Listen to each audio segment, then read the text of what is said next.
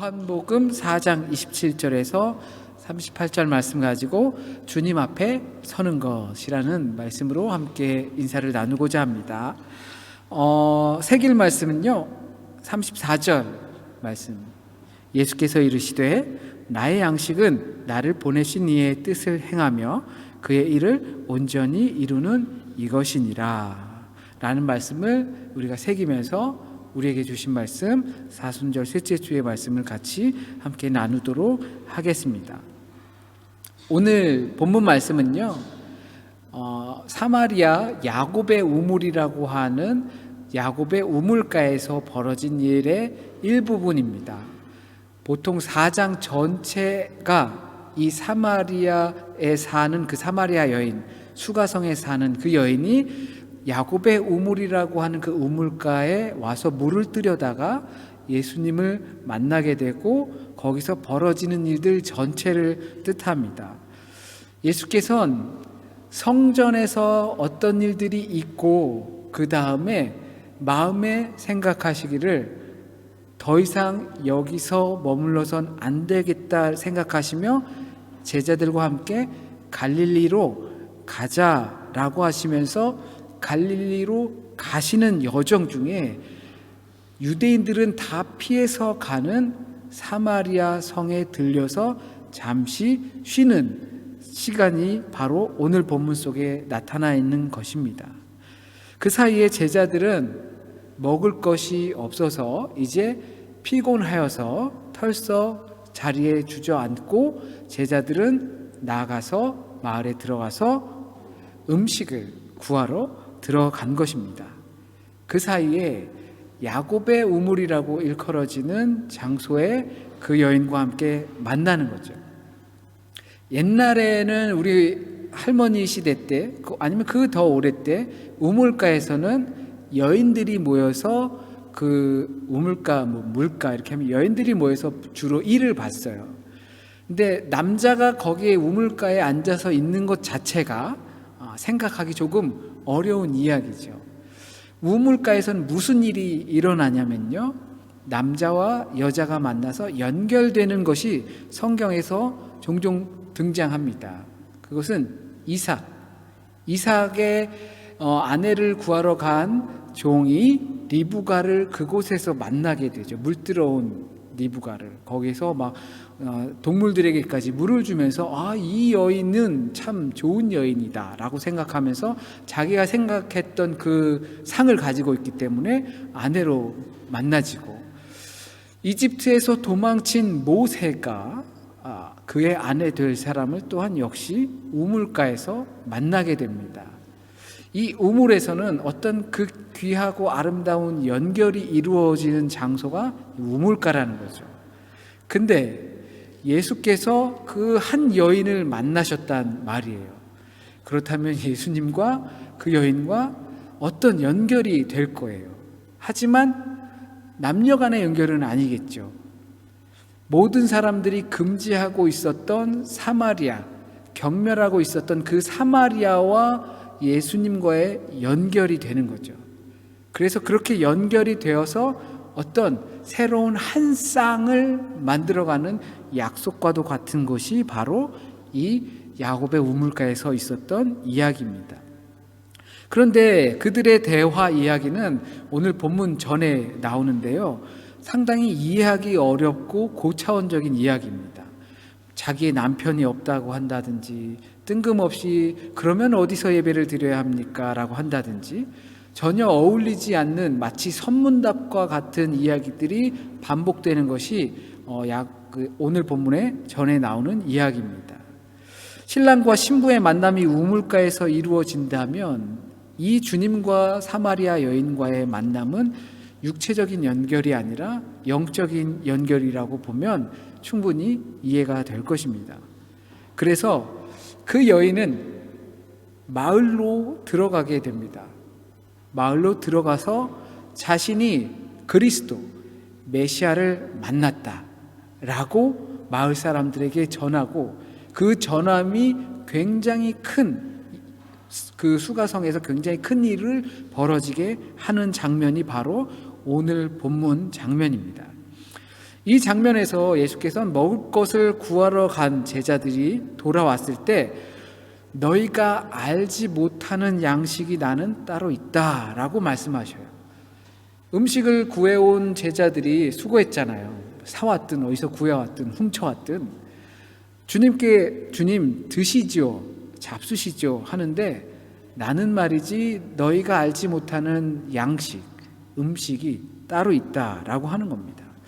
그래서 제자들은 생각하는 거죠. 그 여자가 줬나 보구나. 뭘 줬지? 우리만 빼고 혼자 드셨네? 하지만 예수께서 나의 양식은 나를 보내신 이의 뜻을 행하며 그의 일을 온전히 이루는 것이다 라고 표현하십니다. 내게는 너희들이 알지 못하는 양식, 배부르게 할 수 있고 살 수 있게 하는 생명의 양식이 있는데 그 양식은 하나님의 뜻을, 나를 보내신 그 아버지의 뜻을 따라서 행하는 것, 그리고 그 목적을 이루어내는 것, 그것이 나는 양식이다 라고 하시는 거죠. 그게 주님의 양식입니다.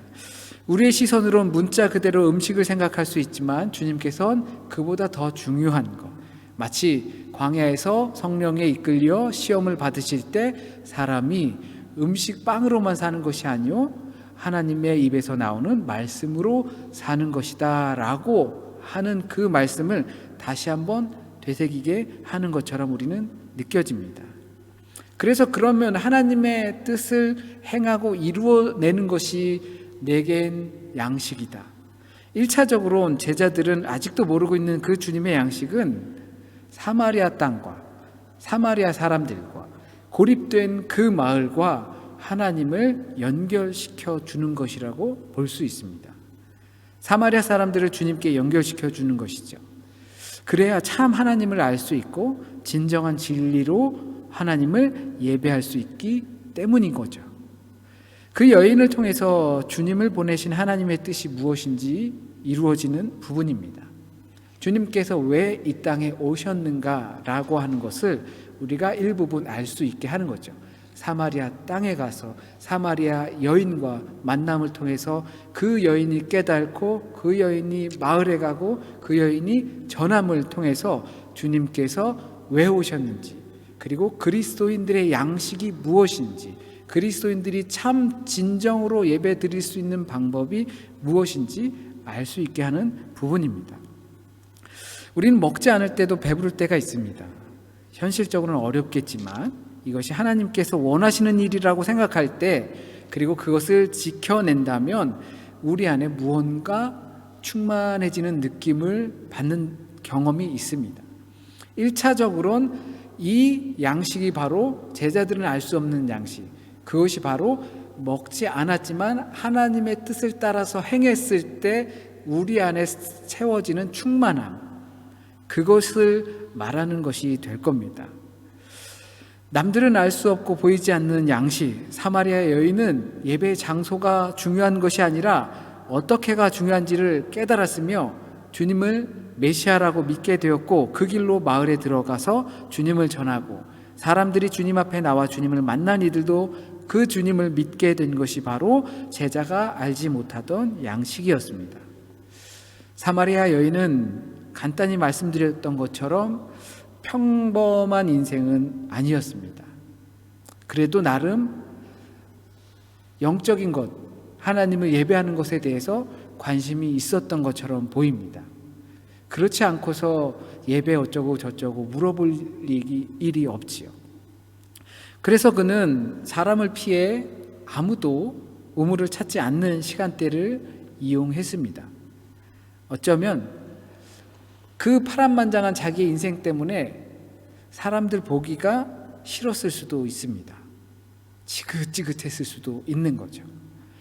그 이유가 자신의 내적인 상황 때문인지 아니면 외적인 상태 때문인지는 알 수 없지만 그녀는 1차적으로는 사람을 만나기를 꺼려 했습니다. 그런데 그런 그녀가 사람을 만나러 마을로 들어갔다라고 성경에서 기록하고 있습니다. 그리고 그 모습을 보시고 주님께서는 너희가 알지 못하는 양식이 있다고 말씀하십니다. 그것이 하나님의 뜻이라고 말씀하시는 거죠. 주님은 한 가련한 여인과 대화를 나누시고 그 여인에게 생명이라는 것, 새로운 삶이라는 것을 선물하시고 이것이 지친 몸을 달래는 양식보다 때론 더 값진 것이다 라고 말씀하고 계십니다. 예수께서 말씀하신 너희가 알지 못하는 양식이라는 것은 사마리아 여인과 같은 사람의 회복이라는 것입니다. 이 여인의 회복이 하나님의 뜻을 행하는 일이었던 것입니다. 우리가 일반 사람들이 알지 못하는 양식이라고 한다면 우리의 속을, 우리의 영을 충만하게 해줄 수 있는 것이라고 한다면 예배 참여하고 기도회를 참여하고 하는 것 분명히 속할 것입니다. 그러나 주님께서 하셨던 것처럼 이 상처받은 여인의 마음, 사람을 꺼려하고 관계가 끊어지고 이랬던 이 여인의 마음이 회복되게 하는 것, 그것이 하나님의 뜻이라는 것입니다. 그리고 그것이 우리를 그리스도인으로 불러주셔서 우리를 세상 속으로 다시 가게 하시는 하나님의 일이라는 것입니다. 그럴 때 우리 안에서 참 예배와 그리고 진리의 예배, 하나님은 영이시니 진정과 진리로 예배할지니라 라는 것이 성립이 되는 것입니다. 그런데 우리는 어떻습니까? 주님을 알고 구주로 믿고 있지만 다른 사람들을 때로는 치유하고 회복시키는 데 도움이 될 때도 있어요. 그런 일을 감당하면서 우리 안에 충만함을 경험할 때도 있어요. 그런데 우리 자신을 볼 때는 어떻습니까? 깨끗이 회복이 되셨던 때가 있으신가요? 아니면 아직도 그 상처와 흔적들로 쉽지 않은 시간들을 보내시고 계신가요? 또한 제자들이 아직 알지 못하는 주님의 양식이 바로 그 주님의 자신이었습니다. 하나님의 뜻은 예수를 먹고 마심으로 참 생명에 거하는 것이었습니다.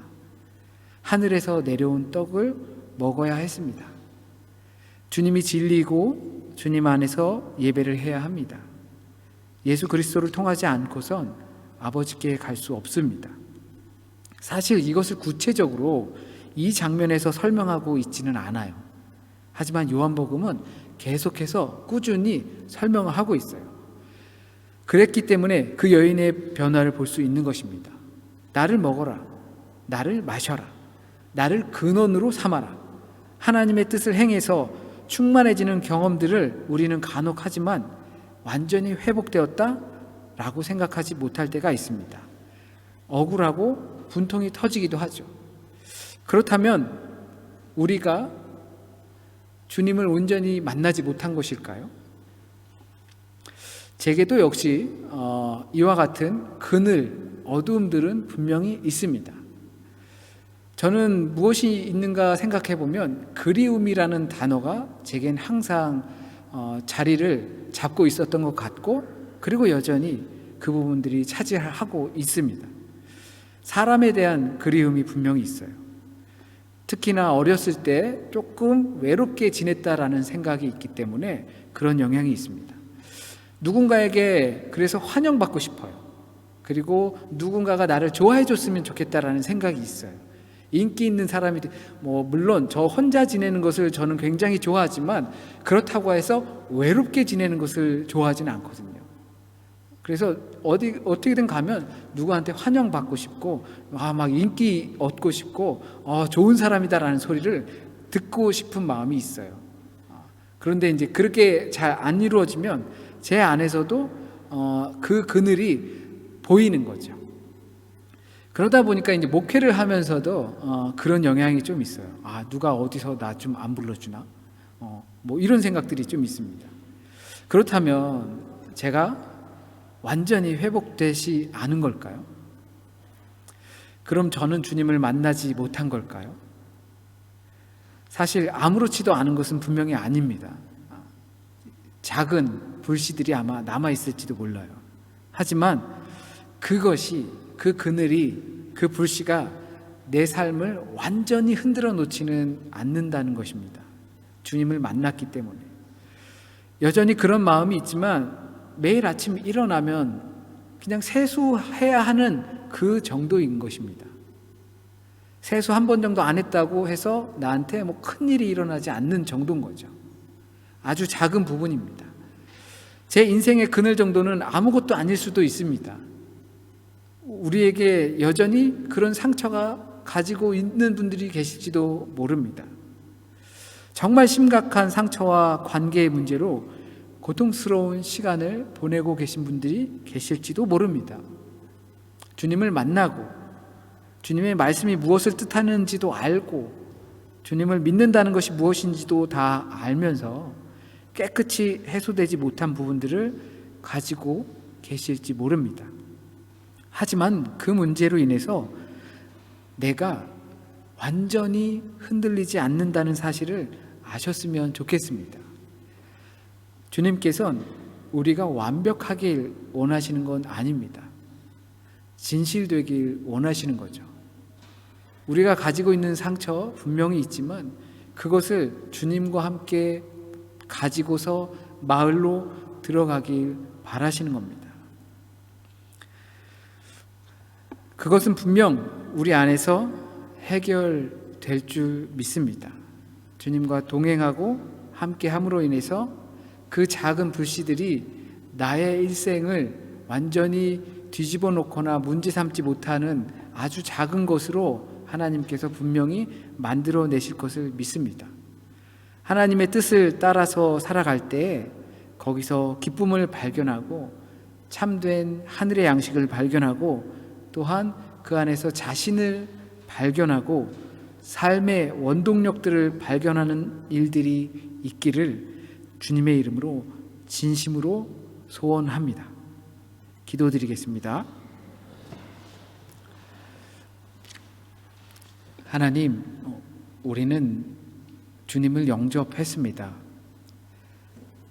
주님께서 나의 생명이시고 그리고 주님을 믿음으로 말미암아 하나님을 알 수 있고 하나님께로 갈 수 있음을 우리가 믿고 고백합니다. 그럼에도 불구하고 완벽하게 해결되지 못한 우리의 문제들이 있습니다. 또한 우리의 실수들과 하나님을 멀리하게 하는 일들이 우리 곁에 도사리고 있다는 것을 너무나 잘 알고 있습니다. 먼저는 그 하늘의 양식을 먹게 하시고 그 양식으로 말미암아 우리의 영이 충만해질 수 있도록 하나님 인도하여 주시고 그리고 그 양식을 들고 내가 불편해했던 그 마을로 들어가 양식의 소식을 전하며 그 전한 소식들로 말미암아 주님의 놀라운 구원을 경험할 수 있게 그 전하는 소식의 사람이 될 수 있게 주님 인도하여 주세요. 또한 그러한 일들로 말미암아 우리가 상처가 있음에도 불구하고 그 상처가 회복되어 이제는 아무렇지도 않고 우리의 인생을 흔들 수도 없는 것들을 보면서 주님께서 나와 함께 하시고 내가 주님과 더불어 살고 있다는 것을 깨달아 알 수 있도록 하나님 인도하여 주세요. 혹시라도 잘못 전해진 말씀이 있으면 하나님 뜻에 합당한 말씀, 지금 우리가 꼭 들어야 하는 말씀, 그리고 우리가 꼭 결단해야 하는 말씀만 우리 안에 남게 하여 주시고 또한 뿌리 내리고 열매 맺게 인도하여 주세요. 한 주간의 삶도 정말로 주님께 맡깁니다.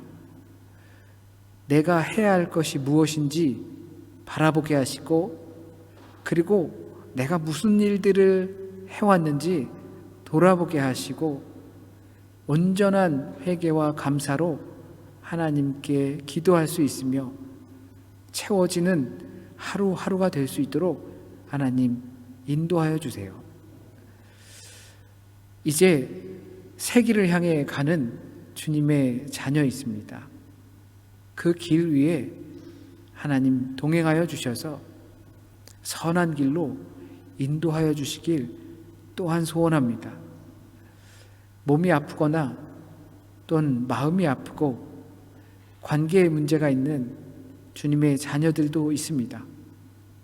하나님, 내가 자신이 오직 주님을 더욱더 깊이 묵상하여 나의 문제들을 보게 하시고 주님의 뜻을 따라서 변화를 경험하게 하시고 그 상처와 문제들이 하나님의 뜻을 따라 회복될 수 있기를 간절히 소원합니다.